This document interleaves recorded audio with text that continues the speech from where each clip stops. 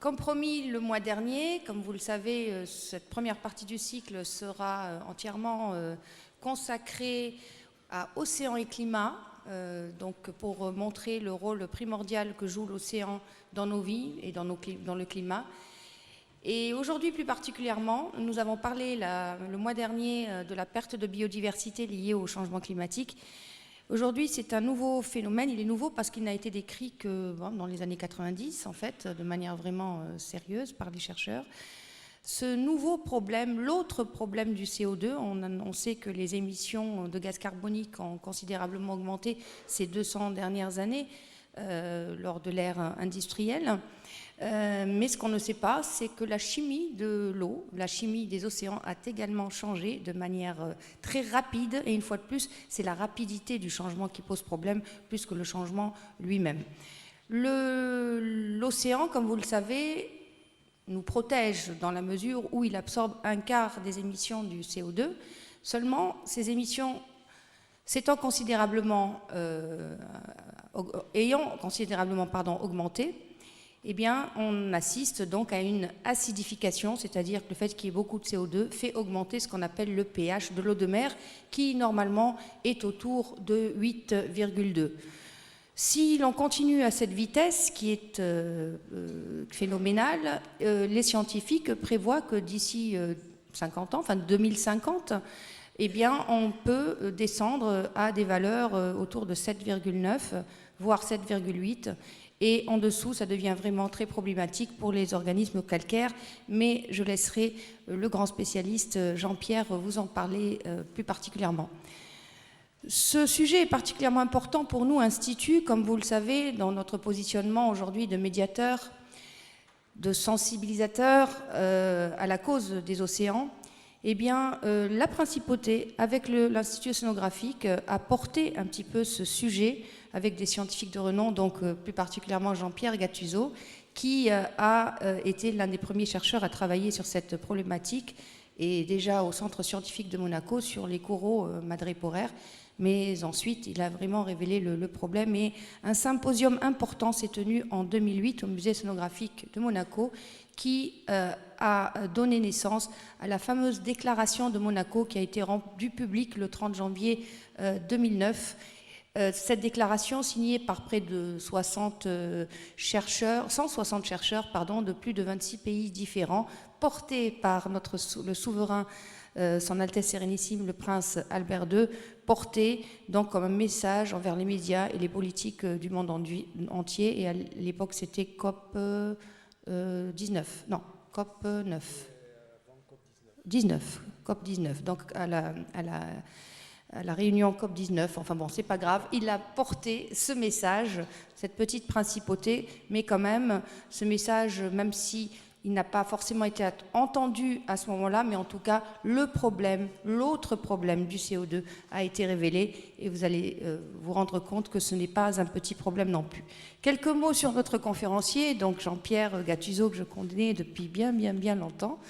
Donc, qui a commencé sa carrière, enfin il a fait ses études à Nice, ensuite a pas mal voyagé, s'est trouvé au centre scientifique de Monaco, où il a, au démarrage d'ailleurs de ce centre, il s'appelait d'ailleurs l'Observatoire océanologique européen à l'époque, et puis il a fait du chemin puisqu'il a travaillé sur l'acidification et est parti, alors je vais voir un peu ton parcours parce que je ne le connais pas forcément tout par cœur, il a beaucoup voyagé. Je vais donc vous parler des océans du futur et je vais vous parler de l'acidification, comme l'a dit Nadia, mais un petit peu aussi du réchauffement et de l'élévation du niveau marin. Vous verrez que c'est trois conséquences majeures des changements auxquels les océans font face et qui résultent tous d'une cause unique, c'est l'augmentation du gaz carbonique dans l'atmosphère liée aux activités humaines. Et tout d'abord, replacer le changement climatique et l'acidification des océans dans un contexte plus large, qui est celui des variations, des modifications de l'environnement. Vous voyez ici ce qu'un auteur suédois a appelé les limites environnementales de la planète. Et on voit différentes différents facteurs qui sont mentionnés ici. Donc il y a l'acidification qui est mentionnée là, il y a le changement climatique mentionné là-haut. Et le code couleur en fait indique que quand on est dans le vert, c'est-à-dire qu'on est dans une zone qui est parfaitement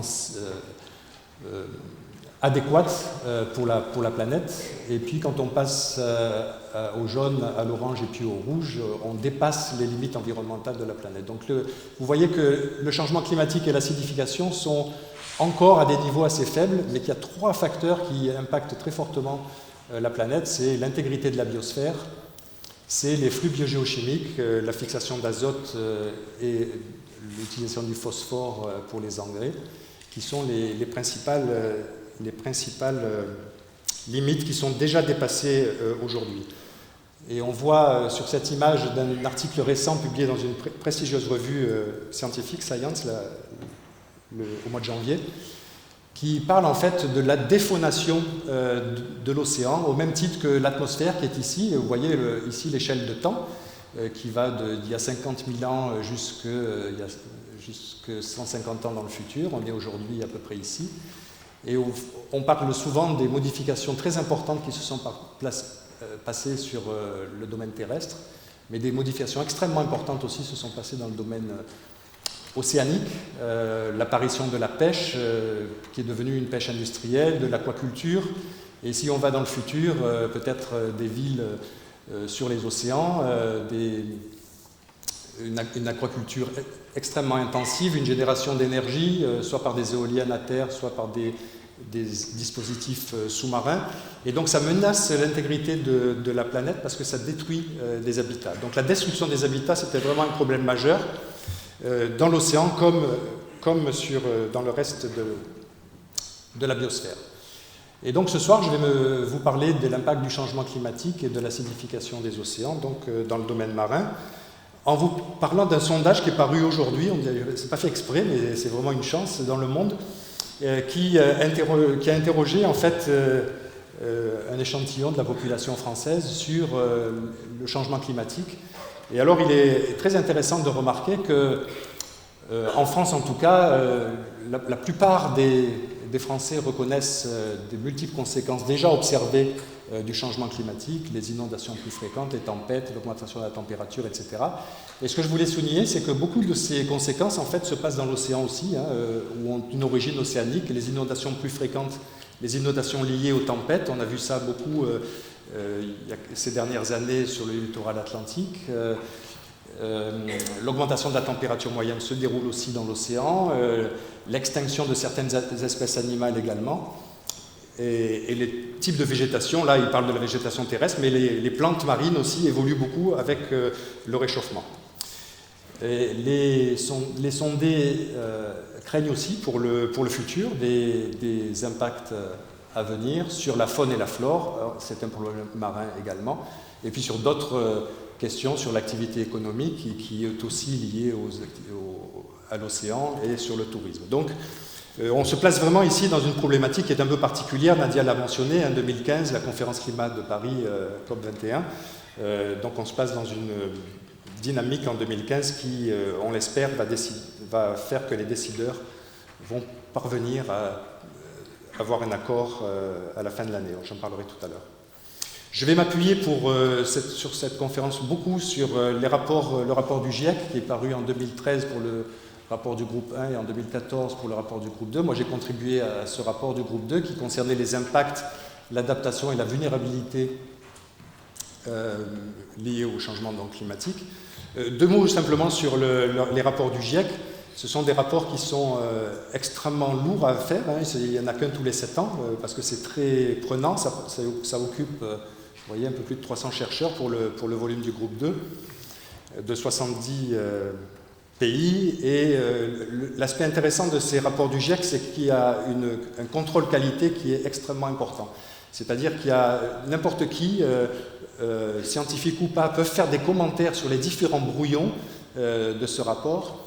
Et il y a par exemple eu 50 000 commentaires sur ce rapport-là, et les auteurs sont obligés de répondre à chaque commentaire en modifiant leur texte ou en justifiant le fait qu'il n'a pas été modifié pour telle et telle raison. Donc c'est un rapport qui a une qualité vraiment indiscutable.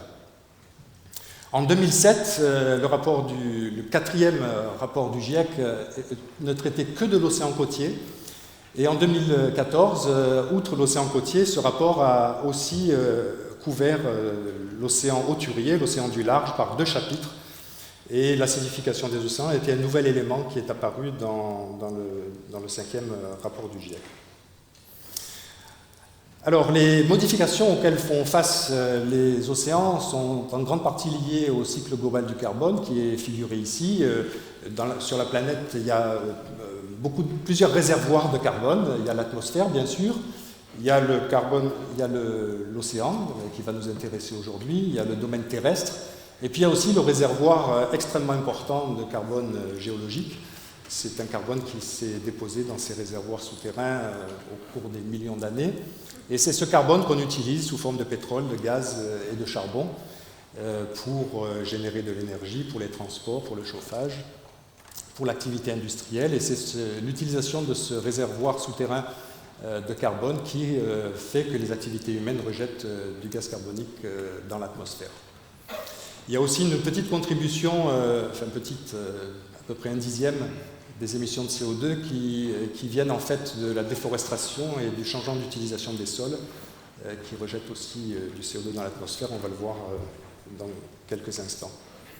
Donc ces rejets de CO2, ici on les voit en fonction du temps dans un passé récent. Ici on commence en 1990 jusqu'en 2013 et on voit l'augmentation du gaz carbonique, des émissions de gaz carbonique chaque année. Et on voit que ces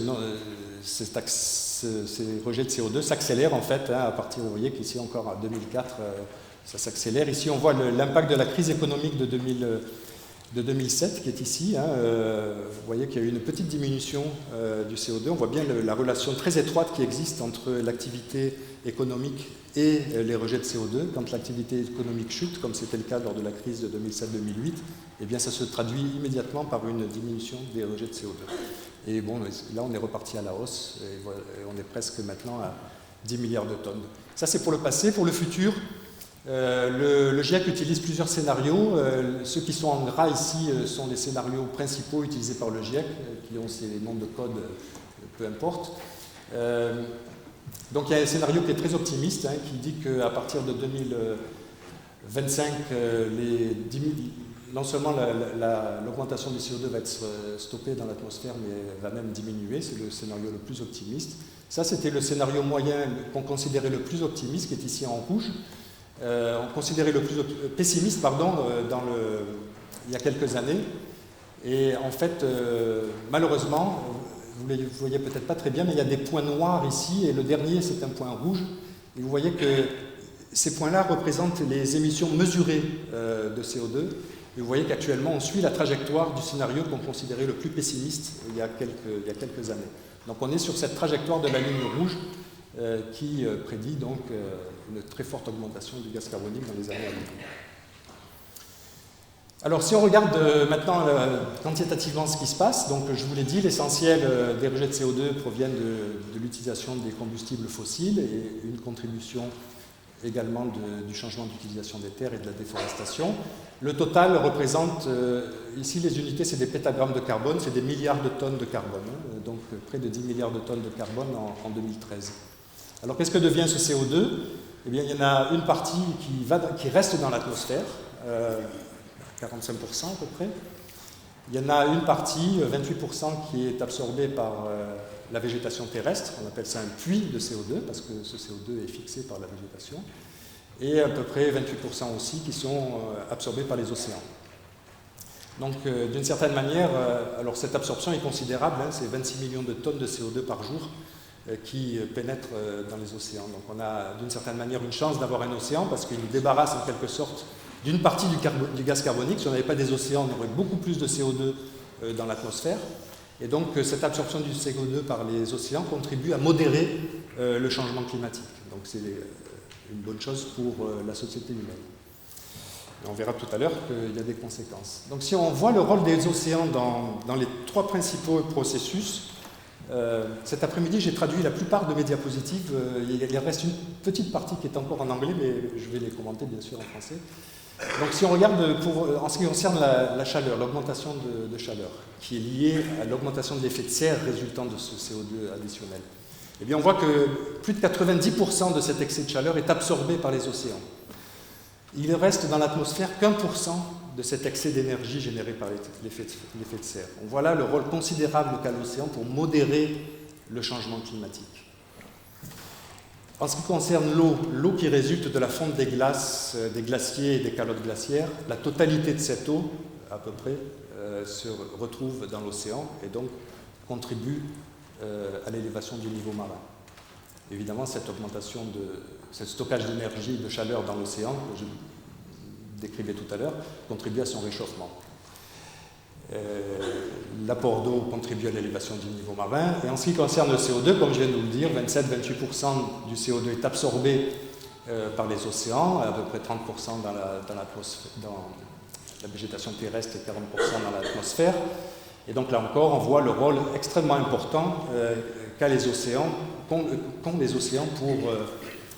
dans cette histoire du cycle du carbone et de la modération du climat. Alors, quelles sont les conditions présentes et futures en ce qui concerne donc l'élévation du niveau marin?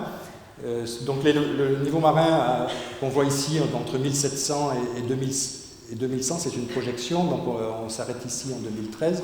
Il a augmenté d'à peu près 20 cm en moyenne depuis le début du XXe siècle.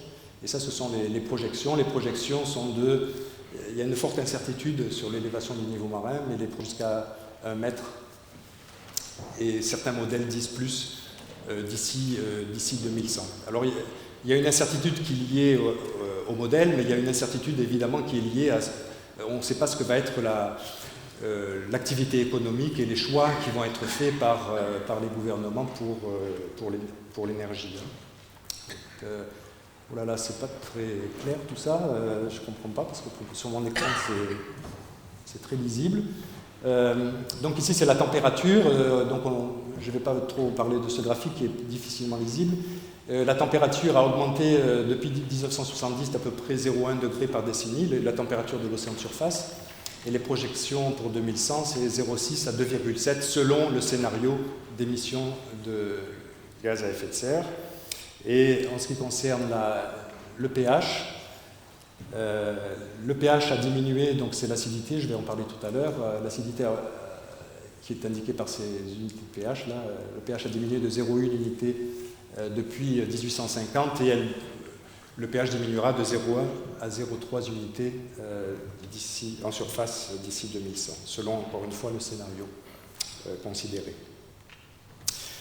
Alors, un dernier mot sur l'élévation du niveau de la mer, après j'en parlerai plus. Donc, cette élévation du niveau de la mer vient en fait de la fonte des calottes glaciaires, l'Antarctique, le Groenland, chacun contribuant pour le premier 0,3 mm et l'autre 0,12 mm par an.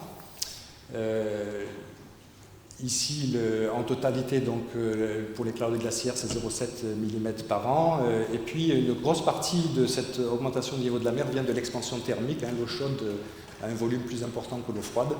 Et donc, le réchauffement induit cette augmentation du volume des océans. Et puis, il y a une petite contribution négative qui est ici en rouge, en bas, qui correspond au stockage dans les barrages. Et donc, voilà ce qui était en fait... au cours du XXe siècle, donc l'élévation a été de 20 cm. En 2007, on pensait que l'élévation maximale durant le XXe siècle sera de 60 cm. Ici, l'élévation maximale du dernier rapport du GIEC, le 5e, l'élévation maximale est de 1 mètre. Et certains modèles qui n'ont pas été pris en compte par le GIEC et qui sont encore controversés, des modèles semi-empiriques, estiment que l'élévation du niveau de la mer pourrait atteindre 2 mètres d'ici 2100. Donc c'est très important, si ces 2 mètres se réalisent, il y a près de 200 millions de personnes qui vont être affectées par cette élévation du niveau de la mer. Alors en ce qui concerne le réchauffement, quels sont les impacts? Eh bien, les impacts du réchauffement, on le voit ici sur cette figure. À gauche, vous avez sur l'axe qui est à gauche différents organismes, les algues benthiques, les cnidaires, les coraux, des mollusques, etc., le phytoplancton, les poissons. et en bas tous les taxa, c'est-à-dire c'est tous les groupes, la moyenne de tous les groupes qui sont ici en haut. Et ce qu'on voit sur cette figure, c'est le déplacement en kilomètres par décennie, 1 kilomètre tous les 10 ans, déplacement de ces organismes, alors soit vers des eaux les plus chaudes lorsqu'on est à gauche de cette ligne pointillée bleue, et vers des eaux plus froides lorsque on est à droite de ce pointillé bleu. Eh bien, vous voyez que la majorité des organismes se déplacent vers des eaux plus froides, en fait vers les pôles, et quelquefois à des vitesses qui sont très grandes. Vous voyez l'échelle ici, ici on est à 20 km tous les 10 ans, et ici on est à 400 km tous les 10 ans, certaines espèces de phytoplancton. Et la moyenne pour tous les organismes marins de déplacement, c'est 20 km ici, 20 km tout en bas, en vert, par décennie. Donc le réchauffement de l'eau, en fait, induit cette modification de la distribution des espèces. On le voit en Méditerranée, on le voit en Atlantique. On a des espèces qui sont d'affinité chaude, qui sont plus abondantes, par exemple, sur les côtes de la Méditerranée nord-occidentale. On voit beaucoup plus de barracudas qu'avant, les mérous aussi augmentent. Il y a beaucoup d'espèces qui rentrent par le canal de Suez et qui s'installent définitivement en Méditerranée orientale. Donc un bouleversement des communautés d'espèces. L'augmentation de la température a aussi un impact sur le blanchissement des coraux. Les coraux vivent en symbiose avec des algues unicellulaires qu'on appelle des zooxanthelles. Et donc, on voit ici, c'est la même zone avant un épisode de blanchissement. Et lorsqu'il y a des blanchissements, les zooxanthelles sont expulsées par les coraux. Et les coraux deviennent blancs. Ils ne sont pas tous morts. Ils deviennent blancs parce qu'ils ont perdu leurs zooxanthelles qui leur donnent leur couleur, en général, un peu beige ou marron. Et donc ça, lors d'événements de température extrême, c'est ce qui se passe, on appelle ça le blanchissement des coraux, qui est donc dû à l'augmentation de la température. Alors maintenant, je reviens à l'acidification, et donc en parlant tout d'abord de la pénétration du CO2 d'origine anthropique, d'origine humaine dans les océans. Donc c'est des graphiques que vous n'avez peut-être pas trop l'habitude de voir. Ici, on voit les 3 océans, là, on va se retourner ici à l'océan Atlantique. Donc c'est une coupe, ici on est dans l'hémisphère sud, près du continent antarctique, ici on est dans l'hémisphère nord, près de l'Arctique. Et le code couleur ici nous indique en fonction de la profondeur, de la surface tout en haut jusqu'à une profondeur ici de 4000 mètres, le code couleur indique la quantité de carbone d'origine humaine. Et donc vous voyez ici la couleur est rouge parce qu'il y a beaucoup de carbone d'origine humaine, et ici elle est bleue parce qu'il n'y en a pas. Et donc on voit qu'ici dans l'Atlantique Nord, le carbone d'origine humaine pénètre très profondément, jusqu'à 3000 mètres, on arrive à détecter ce carbone d'origine anthropique qui pénètre dans l'océan Atlantique Nord. On le voit aussi dans un moindre degré dans les autres océans, et notamment à côté, ici, près du continent austral. Donc ce CO2 ne se cantonne pas à la surface, il rentre dans l'océan et participe grâce à la circulation générale océanique. Alors, qu'est-ce que c'est que l'acidification des océans? Peut-être pour ceux d'entre vous qui ne sont pas très familiers avec le pH, qui est l'unité qu'on utilise pour parler de l'acidité de l'eau, ou des liquides en général. Donc le pH ici, l'eau pure en fait a un pH de 7. Et lorsqu'on se déplace sur l'échelle pH, on va vers des pH moins acides quand le pH diminue. Excusez-moi, plus acide. Moins acide lorsque je suis perturbé par ce pointeur. Peut-être prendre non, la souris ne marche pas. Mais il y a un pointeur, m'a-t-on dit, voilà, ici, qui sera peut-être plus facile à utiliser. Alors, l'étoile verte. Voilà. Donc, l'eau pure a un pH de 7, et lorsque le pH augmente, on va vers le pôle moins acide de cette échelle de pH. Et lorsqu'on va vers des valeurs de pH plus faibles, on va vers le pôle plus acide. Et donc l'acide qu'on utilise pour les batteries ou l'acide chlorhydrique ont un pH extrêmement faible, ils sont très acides. L'eau de mer, en général, Nadia l'a dit, un pH qui est autour de 8 ou légèrement supérieur à 8, il est ici.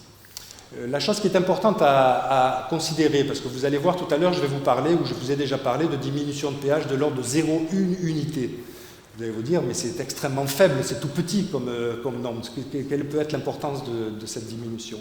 Mais en fait, l'échelle de pH, c'est comme l'échelle de Richter qu'on utilise pour les tremblements de terre. C'est une échelle logarithmique. Un tremblement de terre qui est 10 fois plus, qui a un pH, qui a une magnitude de 7 est 10 fois plus puissant qu'un tremblement de terre qui a une magnitude de 6. Donc on a un écart de 1 dans l'unité, une différence de puissance de 10. Eh bien, c'est la même chose ici pour le pH des solutions. Hein. Quand on passe ici l'eau de mer, si on a un pH de 8 dans une solution et qu'on passe à 7, eh bien, son acidité aura augmenté 10 fois. Et donc, ce qui se passe, c'est que le CO2, lorsqu'il rentre dans l'eau, il se combine avec cette eau pour former un acide, l'acide carbonique. Et donc, c'est ça qui augmente l'acidité de l'eau. Je vous ai dit, il y a 26 millions de tonnes de CO2 qui pénètrent dans les océans chaque jour. Eh bien, une grande partie de ce CO2 forme un acide carbonique. C'est un acide faible, mais suffisant pour augmenter l'acidité.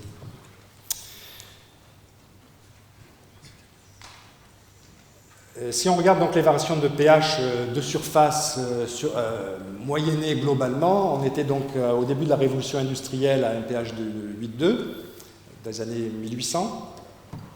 On est ici maintenant aux alentours des années 2000, on a diminué de 0,1 à 0,15 unités. Et on attend, selon les scénarios, mais sur le scénario le plus vraisemblable, on attend 7,7, quelque chose comme ça, en 2100.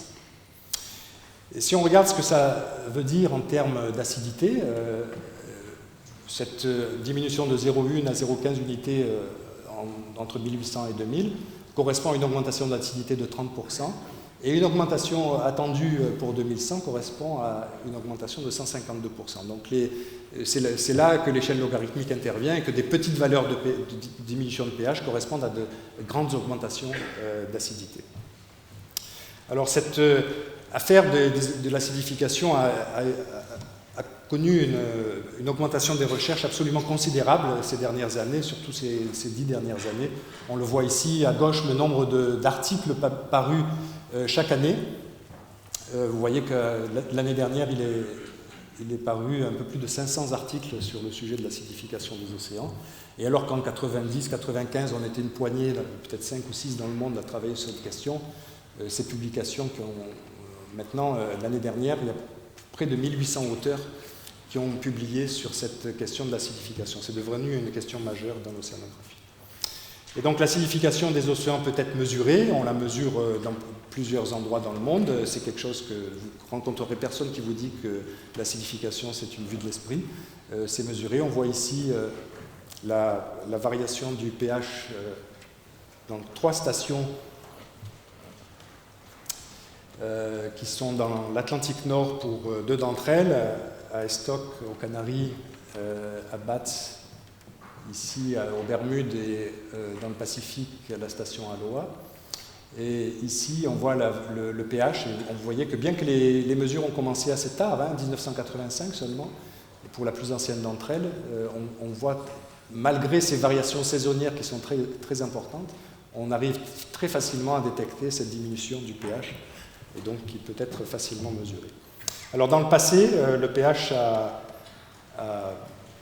aussi varié dans le passé. Ici, on voit un enregistrement du pH à l'échelle géologique.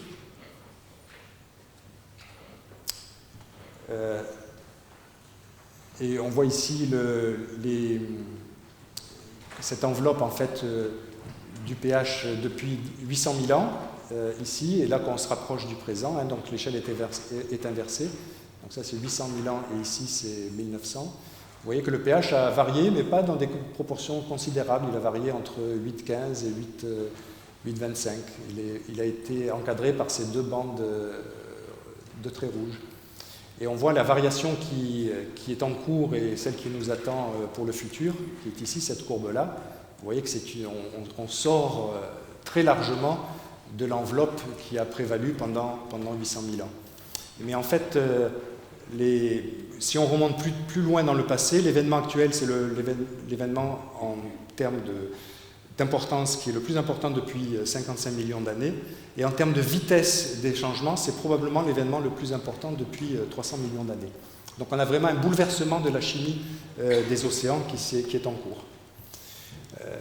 Je vais peut-être passer sur les projections futures. Je vais peut-être vous parler des projections en Méditerranée. Si ça veut bien démarrer. Donc ici, ce qu'on voit, c'est le pH en Méditerranée à partir de, vous voyez, les années sont en haut, hein, 2007, 2010, et ça, c'est l'augmentation d'acidité sur cette échelle. Et donc, vous voyez qu'on était, le code couleur qu'on a choisi, c'est 0 en 1960, et vous voyez que progressivement, au fur et à mesure que les années progressent, on a cette augmentation d'acidité là sur cette échelle. Vous voyez que la Méditerranée se colore progressivement, une augmentation d'acidité de 20%, régulièrement en 2030, et voilà, on est à 40%, 50% en 2050, et 70% en 2070. Et l'augmentation moyenne de l'acidité est de 120 à 130% d'ici 2100, en suivant le rapport le scénario le plus vraisemblable du GIEC. Donc au cours de ces dernières années, on a fait, en plus du rapport du GIEC, l'acidification a été aussi traitée dans un résumé à l'attention des décideurs qui a été fait notamment sous l'égide de l'IGBP, c'est un programme international, et de l'UNESCO. Et donc on a attribué un niveau de confiance sur les différents impacts de l'acidification, soit des impacts qui est jugé avec un très fort niveau de confiance, un niveau de confiance donc très élevé, moyen ou faible. Alors les lettres ici correspondent à la terminologie anglo-saxonne, hein, mais vous repérez les couleurs. Donc en ce qui concerne la chimie des océans, le V ici veut dire qu'on est extrêmement confiant que c'est... Non, ça avance tout seul, qu'est-ce qui se passe?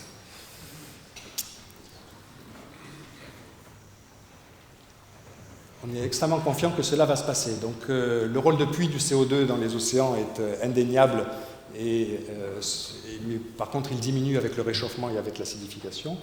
L'acidification est provoquée par les activités humaines, il n'y a absolument aucun doute là-dessus, et que les conséquences de ces émissions de CO2 passées persisteront pendant plusieurs siècles. Malheureusement, l'océan va revenir à la normale, même si on arrête aujourd'hui les émissions de CO2, il faudra peut-être 1000 à 1200 ans avant qu'on revienne à la situation qui prévalait au moment de la révolution industrielle. L'acidification est en cours et peut être mesurée, je vous ai montré les graphiques, et on peut aussi agir très fortement sur l'acidification en réduisant les émissions de CO2, bien sûr. Alors ça montre en fonction du temps. Ça, c'est la diminution du pH, hein, de 8,2 à période pré-industrielle à peu près 8,1 aujourd'hui. Et ça, c'est deux scénarios du GIEC, le plus optimiste et ce qu'on croyait être le plus pessimiste. Je vous rappelle qu'on est sur cette trajectoire actuellement. Et donc on voit que la réduction des émissions de CO2 permet de stabiliser le processus de l'acidification des océans. Donc il n'est pas trop tard pour agir. Alors comment on étudie l'impact de cette acidification sur les organismes marins? On fait des travaux en laboratoire surtout, on en a fait beaucoup en ce qui nous concerne en Arctique. On en fait aussi sur le terrain, des expériences là encore dans l'Arctique et aussi en Méditerranée. On fera tout à l'heure un petit film qui illustre une expérience que l'on vient de terminer en Méditerranée pour étudier la réponse des Posidonies, cette plante emblématique de la Méditerranée. Alors en ce qui concerne la réponse biologique, H ici veut dire qu'on a un fort niveau de confiance élevé. On est assez confiant sur la conclusion que les communautés de coraux d'eau froide sont en danger, pourraient disparaître, parce que les coraux d'eau froide sont profonds et la dissolution du carbonate de calcium en profondeur est extrêmement stimulée par la diminution du pH. Il y a des aspects positifs qu'il ne faut pas négliger. L'acidification des océans permet à certaines plantes d'avoir une production primaire plus élevée et elles peuvent bénéficier de cet excès de CO2. La combinaison réchauffement et acidité et augmentation d'acidité est vraiment un problème pour beaucoup d'organismes, les coraux, notamment les coraux tropicaux.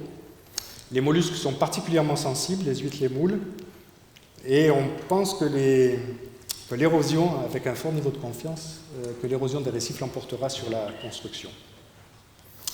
Les impacts sur la biodiversité sont mal connus, mais on a des éléments assez intéressants qui ont été recueillis par des collègues anglais et italiens autour de l'île d'Ischia, où il y a des sources de CO2 naturelles. Ça n'a rien à voir avec les activités humaines, mais c'est lié à l'activité volcanique. Et ils ont montré qu'autour de cette île d'Ischia, que donc les Posidonies bénéficient de cet excès de CO2, mais que les mollusques, par exemple, ont beaucoup de problèmes, et notamment ici on reconnaît un chapeau chinois, dont le haut de la coquille est quasiment transparent, il est très très fin, on voit les tissus par transparence, et on peut passer le doigt à travers. Mais on estime que la biodiversité dans ce site diminue en moyenne, il reste à peu près 30% des espèces disparaissent au pH qui est attendu pour 2100. Pour les récifs coralliens, je vous ai déjà parlé du blanchissement. Il y a aussi des sources de CO2 qui sont étudiées par des collègues australiens en Papouasie-Nouvelle-Guinée. Et ils montrent qu'à un niveau de pH qui correspond au niveau moyen de l'océan aujourd'hui, les communautés de coraux sont extrêmement diversifiées. Vous voyez, le taux de recouvrement est de près de 100%. Et lorsqu'on est au pH attendu pour 2100, eh bien, il ne reste plus que 2 ou 3 espèces de coraux contre une centaine ici. Et donc une faune qui est extrêmement appauvrie et une calcification qui est très, très amoindrie. Alors après, il y a des réponses biologiques qui sont, où le niveau de confiance est qualifié ici de moyen.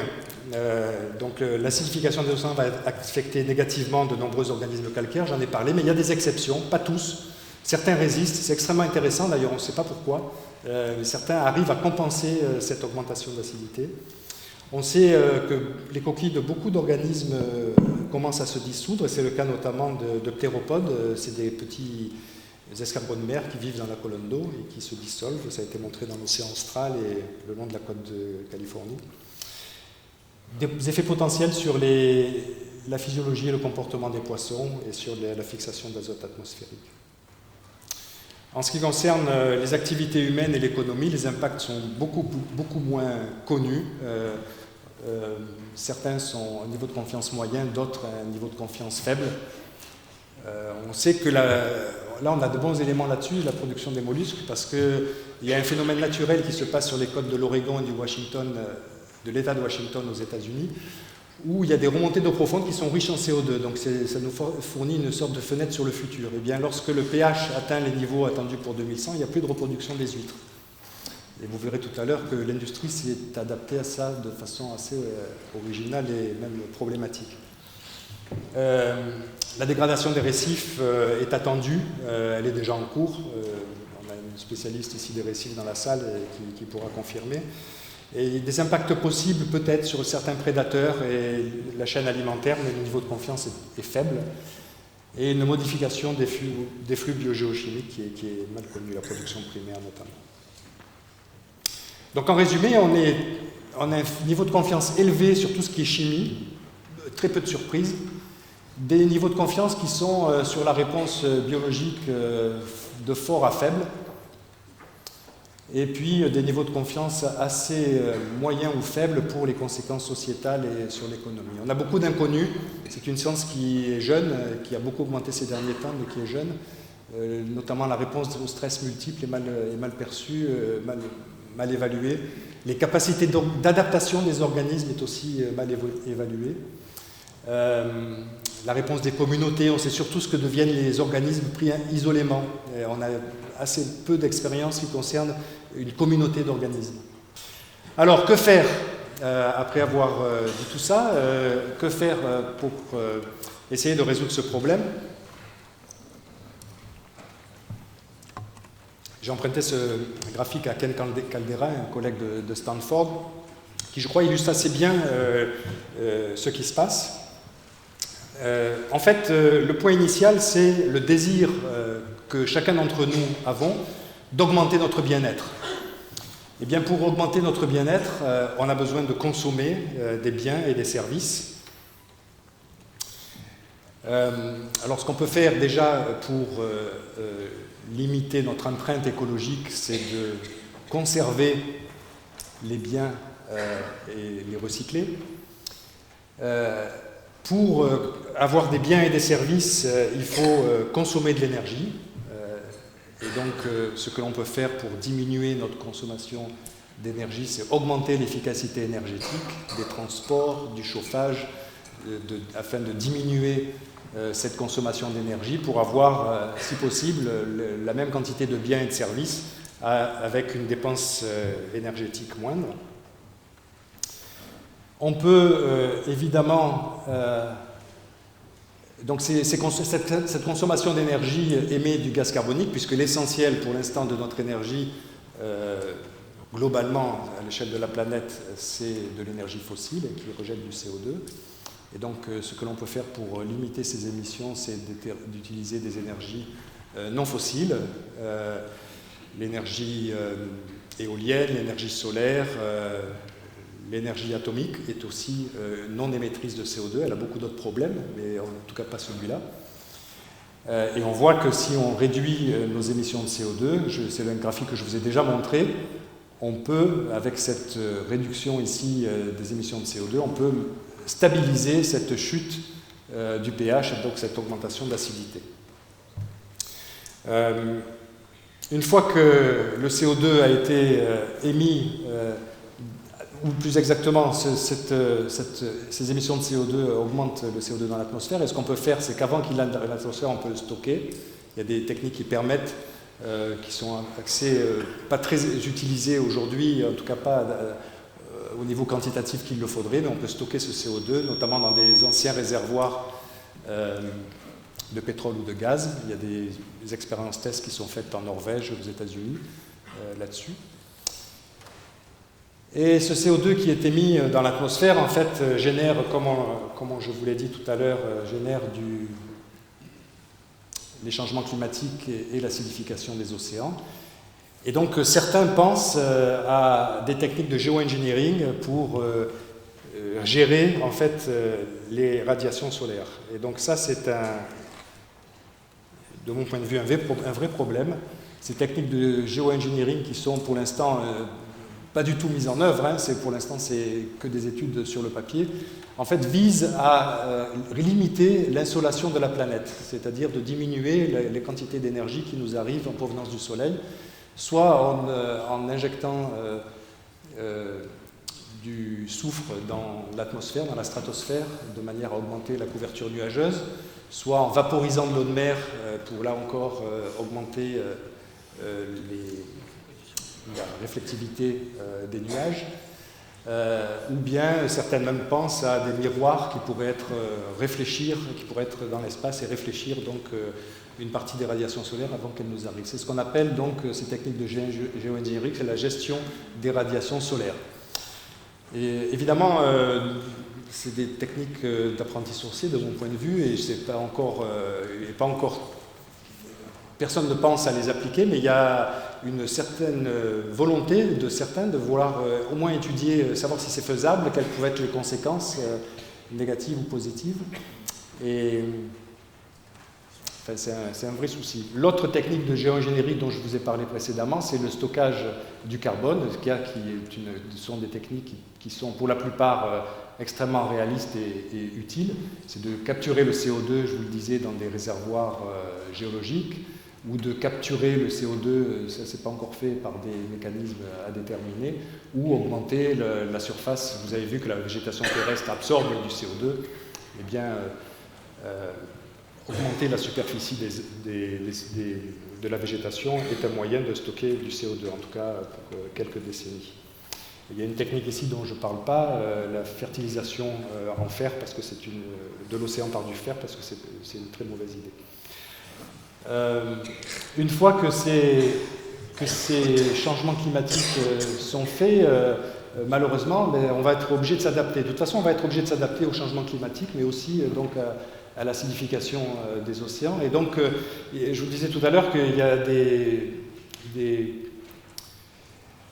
aquaculteurs qui se sont adaptés d'une façon qui est absolument incroyable, et ça montre le danger de laisser l'initiative privée s'adapter. Donc, je vous l'ai dit tout à l'heure, la reproduction des huîtres devient extrêmement difficile sur les côtes de l'Oregon et de l'État de Washington, surtout en liaison avec un upwelling, des remontées d'eau profonde qui deviennent de plus en plus intenses. Eh bien, ces aquaculteurs de l'Oregon ont en tout cas une de ces sociétés, a délocalisé sa production de naissin, sa production de naissin à Hawaï. Donc les reproducteurs sont envoyés de l'Oregon à Hawaï, la reproduction se fait, les larves, une fois que les larves sont prêtes et les juvéniles sont prêts à se fixer sur des collecteurs, eh bien les juvéniles sont renvoyés par avion sur la côte de l'Oregon pour le grossissement. Et donc on voit, c'est absolument ahurissant parce que cette société il trouve sûrement son bénéfice de s'être adaptée de cette façon, mais d'un point de vue émission de CO2, ça n'a vraiment aucun sens, quoi. On transporte des larves et des juvéniles à droite, à gauche, par avion, ça n'a vraiment absolument aucun sens. Donc ce n'est pas l'adaptation qu'il faut promouvoir, mais ça montre que l'initiative privée vraiment des fois a des mécanismes adaptatifs qui ne sont pas très intéressants d'un point de vue global pour la société. Et donc, une fois que ces changements climatiques et cette acidification sont là et qu'on s'est adapté ou pas, eh bien, il y a des impacts sur les systèmes naturels et humains qui vont, en fait, c'est la volonté de ce trait rouge ici, qui vont à l'encontre du but recherché. Le but initial, c'était d'augmenter notre bien-être et celui de nos enfants. Et bien, par ce mécanisme qui est ici, en fait, on a impacté les systèmes naturels et humains de manière tout à fait opposée à ce que le but recherché au départ. Donc, toujours sur que faire, donc les différents mécanismes que je vous ai montrés tout à l'heure, donc ici qui sont présentés sur deux échelles, une échelle de potentiel, un potentiel élevé ou un potentiel faible, et un potentiel de faisabilité faible ou élevé. Et on voit que le mécanisme qui a le plus de potentiel et la plus grande faisabilité, c'est la réduction des émissions de CO2. Dans une moindre mesure, le retrait du CO2 atmosphérique, son stockage, avant qu'il n'aille dans l'atmosphère. Et puis les autres mécanismes sont là, et je mets ici tout en bas de l'échelle, avec un potentiel faible et une faisabilité qui pour l'instant est faible, c'est la gestion du rayonnement solaire, qui en fait n'aura aucun effet sur l'acidification des océans, puisque le but de cette technique, c'est de limiter l'augmentation de la température de l'air, et donc de pouvoir utiliser l'énergie fossile jusqu'à la dernière goutte. Et donc, tout ce CO2 qui serait émis, à supposer que ça marche, en limitant l'augmentation de la température, n'aura aucun impact sur l'acidification qui se poursuit. Donc si ça vous intéresse, il y a beaucoup de documents, il y en avait certains, là, mais il n'y en a plus, mais vous allez pouvoir aller sur le web, le Centre international de coordination sur les recherches sur l'acidification des océans, qui est à Monaco, hébergé à l'AIEA, a beaucoup de documents que vous pouvez récupérer en PDF. Il y a aussi des dessins animés pour les enfants, des films, celui d'aujourd'hui, mais aussi un autre que l'on a fait sur l'Arctique. Donc beaucoup de documents à destination du grand public. Et je finis en vous parlant de la conférence climat COP21 qui va se tenir donc ici à Paris à la fin de cette année. Je vais passer là-dessus parce que je suis un petit peu en retard.